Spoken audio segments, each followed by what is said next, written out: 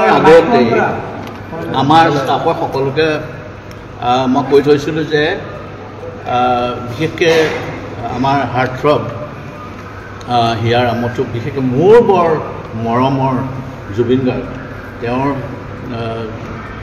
মহাপ্ৰয়াণৰ পিছৰ সময়ছোৱাত মোৰ ভাতৃ শ্যামকানু মহন্তৰ নামটো তাত জড়িত হৈ তেওঁ বৰ্তমান জুডিচিয়েল কাষ্টডিত আছে। সেই সংক্ৰান্তত কিবা RTI যদি আহে তেতিয়া মই মোৰ অফিচৰ ষ্টাফক কৈ থৈছিলোঁ, বৰ স্পষ্ট নিৰ্দেশনা দি থৈছিলোঁ যে তেতিয়াহ'লে তুৰন্তে মোৰ দৃষ্টিগোচৰ কৰিব যাতে মই যাৱতীয় ব্যৱস্থা ল'ব পাৰোঁ। কাৰণ মই বহা জেগাত তেওঁৰ বিষয়ে সিদ্ধান্ত লোৱাটো অনুচিত, এইটো নৈতিকভাৱে অদৰকাৰী কথা, বেয়া কথা।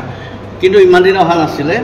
4 তাৰিখৰ দিনা সন্ধ্যা এখন কাগজ পাইছোঁ, মই চিঠি এখন পাইছোঁ এজন RTI এপ্লিকেণ্টৰ পৰা, আবেদনকাৰী এজনৰ পৰা। তেওঁ লিখিছে যে আপোনাৰ তেওঁ প্ৰায় কৰি থাকে RTI আৰু অকণমান সুস্থ মগজুৰ মানুহ যেন লাগে মোৰ বোধ হয়।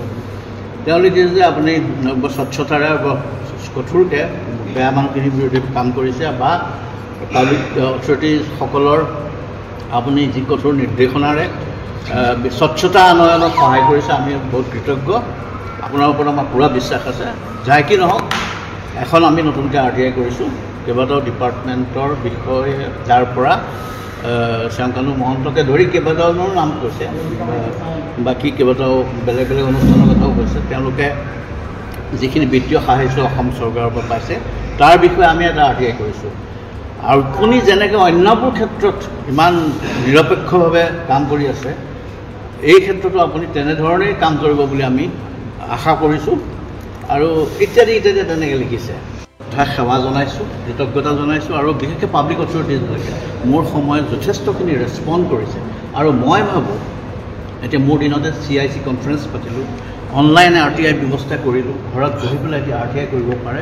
আৰু লগতে যিখিনি RTI নামত দুৰ্নীতি কৰিছে, এক্সটৰ্চন কৰিছে, পাব্লিক অথৰিটিক হাৰাছমেণ্ট কৰে, তেওঁলোকৰ বিৰুদ্ধেও আমি যথেষ্ট ব্যৱস্থা লৈছোঁ। FIR কৰাকৈ ধৰি পেলাই বহুত কেইজনক বাৰণ কৰাকৈ ধৰি পেলাই আমি কিছুমান কাম কৰিছোঁ। আৰু এনেকুৱা এটা পৰিৱেশ গঠনৰ কাৰণে চেষ্টা কৰিছোঁ যাতে অফিচবোৰত গৈ আন্দোলন কৰিবলগীয়া নহয়, ঘেৰাও কৰিবলগীয়া নহয়। RTI এটা বৰ পটেণ্ট ৱেপন, এটা বৰ ডাঙৰ অস্ত্ৰ।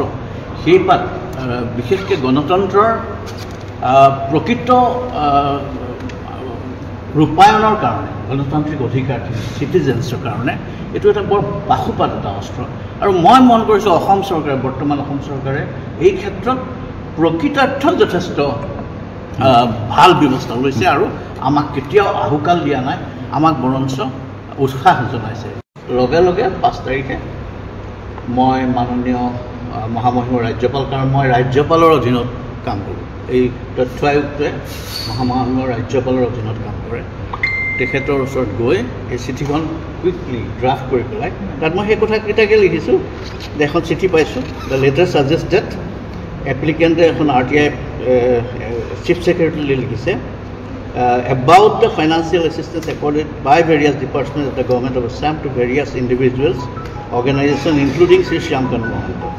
সেই চিঠিখনত তেওঁ উল্লেখ কৰিছে, while appreciating my integrity, মোৰ কথা তেওঁ লিখিছে, and impartiality as the SCIC, the letter has appealed to me to maintain such professionalism while dealing with the RTI application pertaining to Shyamkanu Mohanto. তেওঁৰ ক্ষেত্ৰতো যাতে এনেধৰণে আপুনি কৰে। It is also a fact that Shyamkanu Mohanto is currently in judicial custody. মই সেইটো কথা mention কৰিছোঁ। লাষ্টত কৈছোঁ, in order to uphold the highest tradition of impartiality, transparency and good governance exhibited in the RTI Act and the Constitution of India, I consider it to be in the fitness of things to demit my office so that no doubts or inferences may be cast in the administration of justice pertaining to the instant RTI petition. যাতে কোনো সন্দেহ বা এনেকুৱা ধৰণৰ অনাহক চিন্তাৰ হেৰি নহয়, গতিকে তাৰ কাৰণে মই মোৰ অফিচটো ডেমিট কৰিবলৈ বিচাৰিছোঁ আৰু একৰ্ডিংলি মই ৰেজিগনেশ্যন দিছোঁ, মই ইস্তফা দিছোঁ। এই কথাষাৰ ৰাতি মই মাননীয় মুখ্যমন্ত্ৰী ডাঙৰীয়াৰ হেৰিয়ক জনাইছোঁ। ইয়াৰ আগতেও যেতিয়া মই মোৰ অফিচৰ মানুহখিনিক কৈছিলোঁ, তেতিয়া মই মাননীয় মুখ্যমন্ত্ৰী ডাঙৰীয়াৰ প্ৰিন্সিপাল ছেক্ৰেটাৰীকো কৈছিলোঁ যে এনেকুৱা ধৰণৰ RTI আহিলে মই কিন্তু এটা সিদ্ধান্ত ল'ম চাকৰি কৰা নকৰাৰ বিষয়ে সেইবুলি আগতেও মই তেখেতলোকক কৈছোঁ তেখেতলোকে মোক উত্তৰো দিছিলে হ'ব বাৰু আপোনাক আমি জুবিন গাৰ্গ মোৰ বৰ মৰমৰ মানুহ তেওঁ 10 জানুৱাৰীৰ দিনা আমি এটা শ্ৰীমন্ত ফাউণ্ডেশ্যন বোলা এটা অৰ্গেনাইজেশ্যন আমাৰ আছে তাৰ অধীনত আমি মূকবধিৰ আৰু অন্ধসকলৰ কাৰণে এটা বিশেষ কাম কিছুমান হাতত লৈছোঁ আৰু সিদিনা আমি ক্লাছ 9ৰ ষ্টুডেণ্টছবিলাকক আমি এডপ্ট কৰিছোঁ আৰু 22টা ল'ৰা ছোৱালীক আমি এডপ্ট কৰিছোঁ প্ৰতিটো 22টা এনেকুৱা অন্ধ আৰু মূকবধিৰ ল'ৰা ছোৱালী ঘৰলৈ মই নিজে গৈছোঁ আৰু জুবিনেও আমাৰ লগত কলাগুৰু বুলি যিটো অনুষ্ঠান আছে আৰু একেলগে কাম কৰাৰ যথেষ্ট মন কৰিছিলে আৰু জুবিনে গোটেই ল'ৰাখিনিক লৈ গৈছে ল'ৰা ছোৱালীক মোক কৈছে ভাস্কৰদা লৈ আহক না লৈ গৈছোঁ জুবিনৰ ঘৰলৈ চবকে ভাত পানী খুৱাইছোঁ ধেমালি ধুমলা কৰোৱাইছোঁ পিছত সেই ল'ৰা ছোৱালীবোৰ আৰু বহুতোজন গুৱাহাটীৰ কথিত জখা লোকৰ মাজত জুবিনে আমাৰ এটা চেনেল এটা লঞ্চ কৰিছে এইটো মূকবধিৰ আৰু অন্ধৰ কাৰণে আৰু সিদিনা আমি 12টা ব্যৱহৃত লেপটপ তেওঁলোকক উপহাৰ দিছোঁ ক্লাছ 9টোক আমি এডপ্ট কৰিছোঁ ক্লাছ 9ত কৰি তেওঁলোকৰ যিবোৰ কিতাপ ব্ৰেইলিত নাই সেই কিতাপবোৰ আমি অডিঅ' বুকলৈ ৰূপান্তৰ কৰিছোঁ কাণেৰে শুনা তেওঁলোকে সেই কিতাপবোৰ শুনি শুনি পঢ়িব পাৰিব গতিকে সেই লেপটপ ডিষ্ট্ৰিবিউশ্যন কৰিছোঁ সেইবোৰতো জুবিনে যথেষ্ট আমাক সহায় কৰিছোঁ গতিকে এইবোৰ কামত আমি আগবাঢ়িছোঁ আৰু জুবিনৰ যি বিশ্বদৰ্শন বিশ্ববীক্ষণ মানুহক সহায় কৰাৰ সেইখিনি ক্ষেত্ৰত আগবঢ়াই নিবলৈ আমাৰ শ্ৰীমন্ত ফাউণ্ডেশ্যন বদ্ধপৰিকৰ আমি আগবাঢ়ি যাম আৰু ইয়াত তদন্ত প্ৰক্ৰিয়াত কি হৈছে